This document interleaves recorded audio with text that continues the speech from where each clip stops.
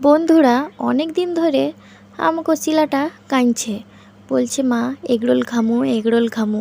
তো বন্ধুরা সব সময় চিলার কান্নাটা কিন্তু ভালো লাগে না, কষ্ট লাগে।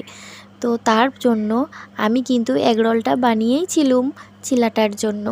তো দেখো এগরোলটা বানানোর আগে কিন্তু দুটো রুটি করে নিয়েছিলাম, ময়দা দিয়ে আটা দিয়ে না।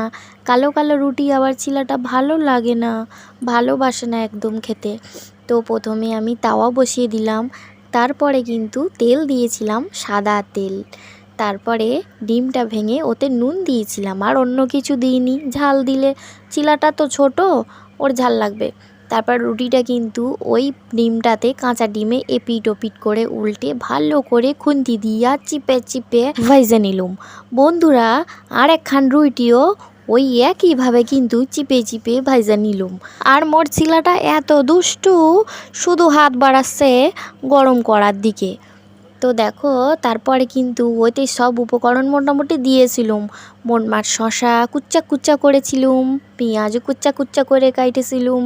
সব কিছু দিয়ে এখান কিন্তু সস দিতে হইব, না হলে মিষ্টি না লাগলে খাইব না আমার।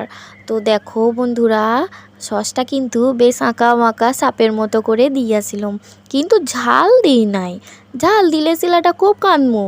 তারপরে দেখো এগ রোলটা কিন্তু দারুণ হয়ে গেছিল, মোর চিলাটা কইয়াছে।